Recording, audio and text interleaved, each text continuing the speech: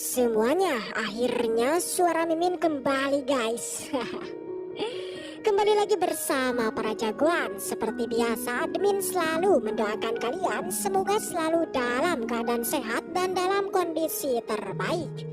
Di video kali ini admin akan melanjutkan cerita dari Shen Lan Wu Xuangju part 10. Penasaran dengan kelanjutan alur ceritanya? Dan tak berlama-lama, langsung saja kita masuk yuk ke isi ceritanya. Cerita dilanjutkan yang kini masih memperlihatkan dua orang bodoh yang masih tak sadarkan diri. Kekuatan petir yang diserap mereka berdua jelas sudah mencapai batasnya, membuat semua orang di tempat itu saat ini merasa sangat khawatir dengan situasi yang terjadi saat ini. Fenomena besar yang terjadi saat ini nampaknya membuat Sang Li juga hadir untuk melihat sumber dari energi itu.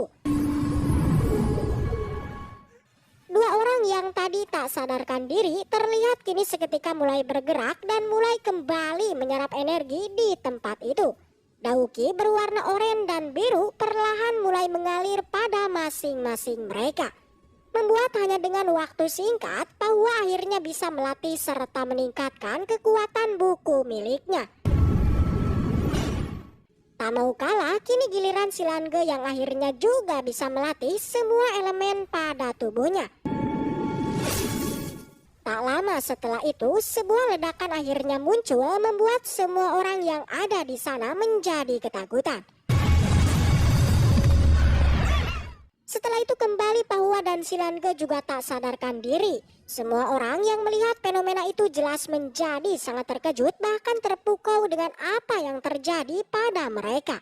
Pemandangan yang begitu aneh dan mengejutkan membuat Sang Li juga mulai berpikir bahwa memang benar Pahua dan Silange ternyata memiliki sebuah rahasia besar terkait dengan pusaka mutiara yang misterius. Singkat cerita, keesokan harinya terlihat Pahua dan Silange yang kini tengah merasakan peningkatan kekuatan pada masing-masing mereka. Pahua saat ini merasa tak menyangka mengenai peningkatan kekuatan yang sangatlah singkat, di mana dengan sekejap dirinya berhasil melatih teknik tubuh suci yang diketahui bahwa teknik itu memerlukan waktu hingga belasan tahun untuk bisa melatihnya. Tentu keajaiban semacam ini jelas merupakan salah satu bentuk manfaat dari pusaka mutiara. Nampaknya Pahua juga mulai mengerti mengenai cara kerja dari pusaka itu yang kini bisa ia manfaatkan sebagai alat latihan. Bahkan Pahua juga berasumsi bahwa saat ini tak ada sebuah hambatan untuk dirinya mencapai tingkat 8 pada kekuatannya. Beralih pada Silange yang kini sama halnya dengan Pahua, dirinya juga merasakan mengenai kekuatan elemennya yang sudah menembus tubuh elemen air, elemen petir, dan elemen angin. Jelas peningkatan itu dirinya juga menyadari bahwa hal ini bersumber dari pusaka mutiara. Bahkan dengan keuntungan itu, Silange pun mulai berpikir untuk terus menggunakan pusaka mutiara sebagai alat latihannya. Yang dengan itu, ia pun di masa depan bisa meningkatkan elemen api pada tubuhnya hingga mencapai tubuh api di tingkat 6. Namun, kemauan antara mereka berdua justru bertolak belakang dengan tujuan kompetisi ini. Yakni di tempo lalu, mereka menginginkan agar pusaka mutiara sirna dari kehidupan mereka. Dan kali ini, baik Pahua maupun Silange nampaknya mulai beralih yang mana mereka sangat membutuhkan pusaka mutiara sebagai alat latihan. Dan nyatanya hal itu perlu dipikirkan kembali mengingat pusaka mutiara mengharuskan penggunanya untuk tetap bersama layaknya sebuah rantai. Sebuah pertarungan batin yang begitu panjang, akhirnya Pahua Silange memutuskan untuk menggunakan pusaka itu sebelum benar-benar dihilangkan. Yang kini Silange pun mulai mengerti dan mulai mempelajari dari cara kerja pusaka itu. Pertama, ia menyebutkan mengenai kegunaan pusaka itu yang bisa melakukan sebuah teleportasi. Namun jarak maksimal dari teknik itu masihlah misteri dan perlu diuji coba. Yang kedua, Silange menyebutkan mengenai kegunaan pusaka itu yang bisa meminjam kekuatan masing-masing mereka. Hanya saja untuk bisa menggunakan teknik tersebut, Pahua dan Silange haruslah memiliki jarak yang sangatlah dekat. Dan yang ketiga, kegunaan pusaka itu nyatanya bisa membuat mereka saling membantu hingga memiliki efek serangan yang luar biasa. Dengan semua penjelasan itu, Silange pun akhirnya menyimpulkan bahwa pusaka mutiara memanglah senjata yang menakutkan. Yang hal itu didasari mengenai kegunaan yang sangatlah banyak, bahkan Silange saat ini berpikir sebelum menghilangkan pusaka itu dirinya menyarankan untuk menggunakannya dulu.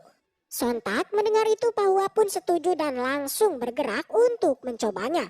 Setelah itu mereka pun mulai berlatih dan mulai menyerap energi di tempat itu. Dalam sekejap kekuatan masing-masing mereka jelas kembali meningkat pesat. Dan kali ini Silange dan Pahua kemudian mencoba untuk menguji jarak dari teknik teleportasi. Sebelum itu seketika mereka pun terdiam dengan mode siap-siap. Namun jelas tak ada dari mereka yang bergerak untuk bertindak. Nyatanya mereka tengah menunggu mengenai siapa yang akan menguji dari teknik itu. Yang kini Pahua menyarankan Silange lah yang harus bergerak karena dirinya memang memiliki sebuah sayap. Perdebatan singkat akhirnya kembali terjadi hingga Silange pasrah dan mencoba berteleportasi sejauh 500 mil.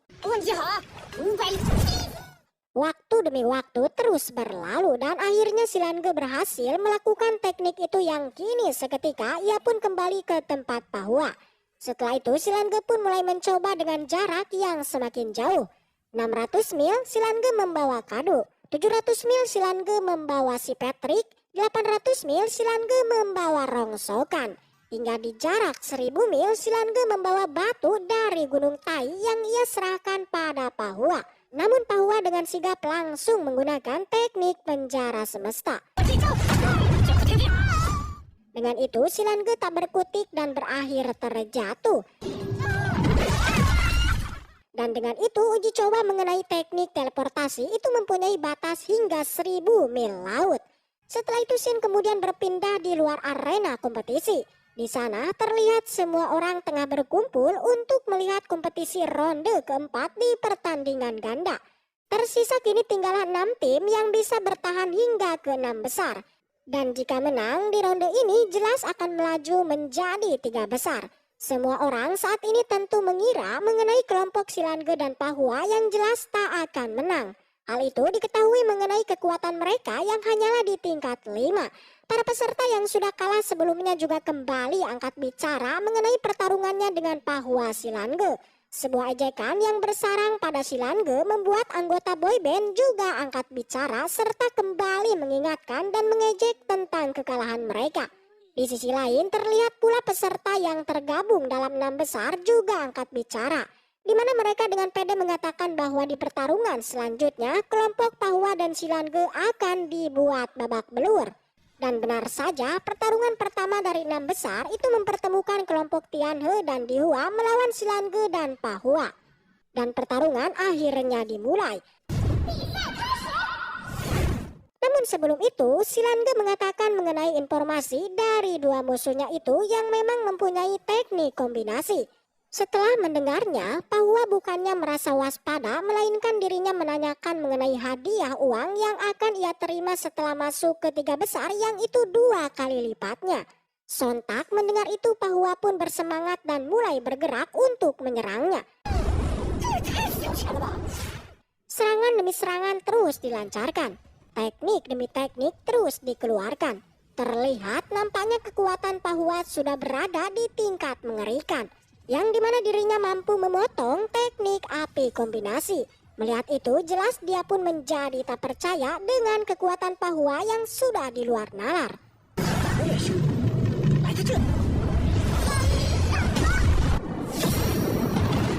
Pertarungan tak sampai di situ guys. Seketika Silange pun juga tak mau kalah yang langsung mengeluarkan teknik petirnya.